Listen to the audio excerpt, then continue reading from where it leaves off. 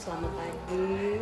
Puji syukur marilah kita panjatkan kehadirat Allah Subhanahu wa taala, Tuhan yang Maha Esa, yang mana pada pagi yang cerah ini kita masih diberi kesehatan sehingga kami dapat melakukan kunjungan ke SMA 1 Bilahulu dalam rangka mewawancarain Ibu sebagai tugas UAS kami dalam bagaimana penerapan profil Pancasila pada SMA Negeri 1 Bilahulu ini.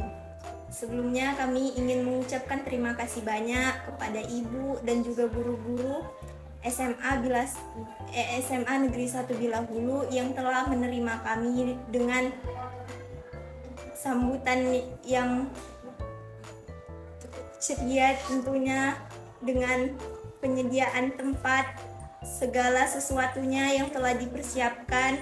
Kami ucapkan terima kasih, dan sebelumnya kami juga mohon maaf apabila ada tingkah laku kami ataupun nantinya ada perkataan ataupun tingkah laku yang tidak berkenan di hati ibu dan juga guru-guru SMA Negeri 1 Bilahulu. Mohonlah dimaafkan ya Bu. Oke. Baiklah. Selanjutnya izin ya Bu untuk mewawancarai Ibu tentang bagaimana penerapan profil Pancasila di SMA Negeri 1 Bilahulu ini. Untuk pertanyaannya akan disampaikan oleh teman saya, Aini Sapitri. Izin saya Bu mau mewawancarai Ibu. Oke, baik, kita mulai. Bagaimana menurut Ibu dalam menerapkan profil pelajar Pancasila kepada peserta didik? Baik, terima kasih kepada Ananda. Aini Sapitri. Panggilannya Ica. Isa. Ica. Terima kasih kepada Ananda yang sudah datang. Jadi penerapan profil pelajar Pancasila itu sendiri adalah tentang karakter. Jadi inti utama dari profil Pancasila bagaimana kita mengembangkan karakter kepada murid. Nah, sehingga penerapannya adalah disatukan dengan setiap pembelajaran supaya karakter murid bertumbuh. Begitu. Next kita pertanyaan kedua ya Bu. Pernahkah Ibu menangani atau mengatasi permasalahan tawuran antar pelajar di sekolah ini? Baik, jadi kita di SMA Negeri 1 Bilahulu sampai sejauh ini kita tidak menemukan kasus tawuran antar pelajar. Jadi tidak ada menangani kasus seperti itu. Baik, kita pertanyaan ketiga ya Bu. Pernahkah Ibu menangani atau mengatasi permasalahan perundungan antar pelajar? Iya, terima kasih. Nah, untuk perundungan antar pelajar sendiri itu seperti bullying itu ya, itu ada terjadi di kelas. Nah, jadi yang saya lakukan itu adalah mengajak mereka berkomunikasi, ya, mengajak mereka berkomunikasi. Ada satu kasus itu tentang status sosial seperti itu, ketika orang tuanya misalnya mempunyai pekerjaan yang tidak baik. Nah, tapi jadi cara mengatasinya adalah kita ajak si anak saling berkomunikasi dan saling menghargai, dan itulah salah satu tujuan yang ingin didapat dari yang namanya P5 ini. Seperti itu ya. Yang keempat Bu, pernahkah Ibu menanamkan usaha bela negara dalam hal terkecil kepada para pelajar? Iya, pernah sekali. Kebetulan Ibu juga adalah trainer wawasan Nusantara dari Lemhanas RI dalam hal bela negara. Jadi itu memang ditanamkan kepada mereka bagaimana anak-anak ini mencintai negaranya sendiri. Salah satu hal kecil yang dilakukan adalah menyanyikan lagu wajib nasional dengan postur tubuh yang memang harus hormat seperti itu. Itu adalah salah satu contoh kecilnya. Baik. Yang kelima, upaya sekolah dalam menanamkan nilai-nilai profil pelajar Pancasila dalam peserta didik itu bagaimana?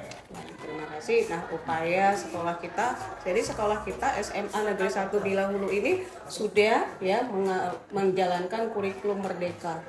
Ya, jadi kita sudah mengadakan P5 Proyek Pelajar Pancasila. Itu adalah salah satu usaha dalam menanamkan pelajar Pancasila ini. Lalu usaha lainnya itu adalah di sekolah kita ini ada giat ya, ibadahnya juga, kegiatan-kegiatan keagamaan setiap murid itu aktif, baik yang agama Islam, baik yang agama Protestan maupun agama Katolik, sehingga nilai-nilai keagamaan, nilai-nilai karakter terus tumbuh dan berkembang. Baik, Kita ke pertanyaan selanjutnya, Bu. Menurut Ibu, bagaimanakah pelajar yang dimensi beriman, bertakwa kepada Tuhan Yang Maha Esa dan berakhlak mulia?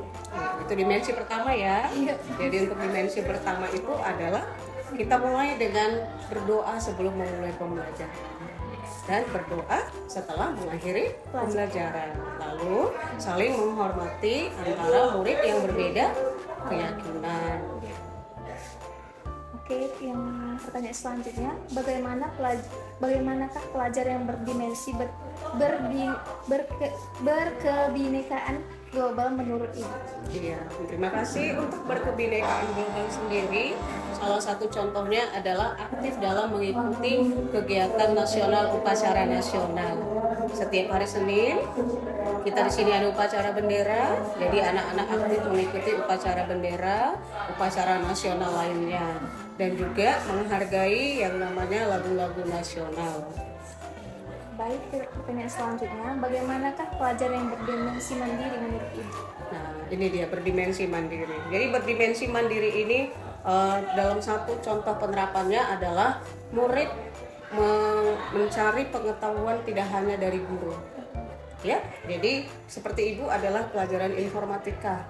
Ketika saya kasih satu materi, nah murid tidak hanya ambil materi itu saja, tapi mereka juga mandiri setelah pembelajaran dari Ibu, mereka boleh belajar sendiri menggunakan bantuan misalnya teknologi seperti internet. Nah, itu pengertian atau penerapan dalam hal mandiri. Oke, baik, kita pertanyaan selanjutnya, bagaimanakah pelajar yang berdimensi gotong royong menurut Ibu? Iya, terima kasih. Gotong royong, hal yang selalu kita kenal dari SD ya. Nah, jadi kalau untuk gotong royong itu salah satu contoh kecilnya adalah melaksanakan piket harian di kelas. Itu adalah salah satu wujud gotong royong. Bergantian, yang hari Senin siapa, hari Selasa siapa, lalu yang mendapat jadwal hari Senin itu sama-sama bekerja sama, bergotong royong membersihkan kelasnya. Itu salah satu bentuk penerapan gotong royong di kelas. Kalau di sekolah ini sendiri ada yang namanya juga krida. Jadi masing-masing setiap hari kelas-kelas mempunyai jadwal untuk bergotong royong membersihkan sekolah. Oke, baik. Kita ke pertanyaan selanjutnya. Bagaimanakah pelajar yang berdimensi bernalar kritis menurut Ibu? Terima kasih. Nah, ini bernalar kritis dan kita semua tidak hanya murid yang harus punya ini. Bernalar kritis itu adalah murid aktif ya, mendapatkan informasi dan mencerna terlebih dahulu informasi itu apa. Apalagi sekarang sudah zamannya media sosial ya. Di mana-mana nanti di Facebook kita lihat ada berita. Jangan hanya membaca judul, tapi kritis lah ya, kritis ketika melihat sesuatu, ketahui dulu apa informasi itu. Kalau memang itu bermanfaat untuk murid, baru lakukan. Jadi jangan hanya melihat luarnya saja, jangan hanya menelan bulat-bulat informasi, bahkan pengetahuan juga seperti itu. Ketika mereka mandiri mencari artikel tentang pelajar, tips untuk menjadi juara kelas, tiba-tiba langsung di-share ke temannya. Tetapi ketika dibuka ternyata Beda dari yang isinya yang lain. Nah, jadi yang diminta dalam hal kritis itu adalah baca judulnya, baca isinya. Kalau udah sesuai baru dikirim. Nah, itu adalah salah satu contoh dalam hal kritis seperti itu. Baik, ke pertanyaan selanjutnya, bagaimanakah pelajar yang berdimensi kreatif menurut Ibu? Terima kasih. Nah, kalau kreatif tadi perkembangan dari yang namanya mandiri. Ya, jadi ketika kita sudah mencari informasi-informasi tambahan dari luar, kita sebagai murid juga harus menjadi murid yang kreatif. Tidak hanya apa yang disampaikan oleh guru, kita bisa buat pembelajaran-pembelajaran lain dan kita juga bisa mencari sumber-sumber pemahaman lain di luar dari apa yang disampaikan. Kemudian sebagai kreatif juga tidak hanya belajar. Nah, seperti kamu juga contohnya nanti ada mahasiswa kampus Merdeka kan? Iya, mahasiswa juga nanti tidak hanya menerima pembelajaran dari dosen, tapi bisa menjadi guru juga di sekolah kan? Nah, itu adalah salah satu contoh yang kreatif. Apa yang membedakan nanti misalnya mahasiswa kreatif dengan tidak kreatif? Nah, siswa juga seperti itu. Apa membedakan murid kreatif dengan tidak kreatif? Murid kreatif ya hanya belajar, terima di sekolah. Nah, murid yang kreatif itu dia ikut organisasi yang bermanfaat tentunya. Seperti itu adalah contoh bentuk kreatif. Oke, baik. Ke pertanyaan selanjutnya, menurut Ibu, apa kegunaan pelajar Pancasila? Terima kasih. Jadi profil pelajar Pancasila itu seperti tujuan yang ingin dicanangkan oleh Menteri Pendidikan Bapak Nadiem Makarim. Tujuan dari profil pelajar Pancasila itu adalah pembentukan karakter. Karena itu apa yang ingin ditanamkan dari situ adalah karakter murid. Jadi kita tidak hanya sekedar transfer of knowledge, kita tidak sekedar hanya menerima ilmu, tapi mari kita tumbuhkan karakter murid. Dan tidak berlaku untuk siswa saja, semuanya untuk pelajar mahasiswa juga. Oke, baik. Ke pertanyaan selanjutnya, Bu. Bagaimana pelajar Pancasila diterapkan melalui budaya di sekolah? Terima kasih. Banyak hal tadi Ibu bercerita panjang lebar ya. Salah satu contohnya adalah dengan budaya senyum sapa. Nah, yang kedua tadi berdoa sebelum memulai pembelajaran. Kemudian melaksanakan upacara nasional, melaksanakan kegiatan keagamaan. Nah, banyaklah, itu adalah contoh-contoh penerapannya. Oke, baik. Kita ke pertanyaan selanjutnya, Bu.